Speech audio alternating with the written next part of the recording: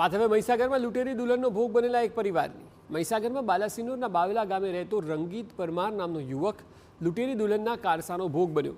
યુવક અને તેનો પરિવાર દુલ્હનની શોધમાં હતો ત્યારે ભાથી પરમાર, દશરથ ચૌહાણ અને ગીતા ચૌહાણ નામના શખ્સોએ લગ્ન કરાવી આપવાની લાલચ આપી અને બદલામાં 2.5 લાખ રૂપિયા રોકડા પડાવ્યા। આ ગેંગે રાજસ્થાનની રેણુકા નામની યુવતી સાથે મંદિરમાં ફુલહાર વિધિ કરાવી ખોટી રીતે લગ્ન સંપન્ન કરાવ્યા। 1.5 મહિનો પત્ની તરીકે રહ્યા બાદ સામાજિક રીત રિવાજ મુજબ વળતા પગલાં કરવાના બહાને ટોળકી યુવતીને પિયર લઈ ગઈ અને પછી ક્યારેય પરત ન ફરી।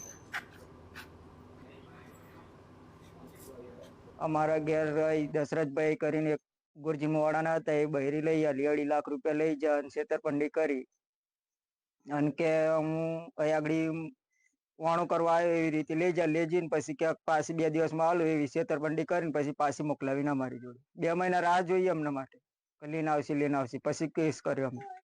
અમારા 2.5 લાખ રૂપિયા લે અને એ દીકરાની બહુ 15 દિન રહી અને પછી પેલા વાણું કરવા આવ્યા અને લઈ ગયા તાકે અમે 2 દિનમાં મોકલી દેવું।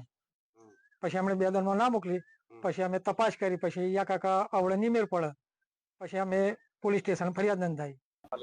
જ્યારે ભોગ બનનાર યુવકે પોતાની પત્નીને પરત લાવવા માટે ટોળકી પાસે પૂછપરછ કરી ત્યારે આરોપીઓએ યુવકને ખોટા કેસમાં ફસાવી દેવાની ધમકી આપીને ડરાવ્યો। અંતે યુવક અને તેના પરિવારે છેતરપિંડી અંગે યુવતી સહિત 4 આરોપીઓ વિરુદ્ધ ફરિયાદ નોંધાવી છે।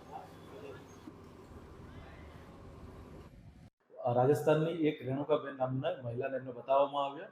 ત્યારબાદ આ રંગીતભાઈ જોડેથી 2.5 લાખ રૂપિયા જેટલા એમણે લગ્ન કરવાનો વાયદો આપીને લઈ લીધા હતા। તો આખરે રંગીતભાઈએ બાલાસિનોર તાલુકા પોલીસ સ્ટેશનમાં ફરિયાદ નોંધાવી છે।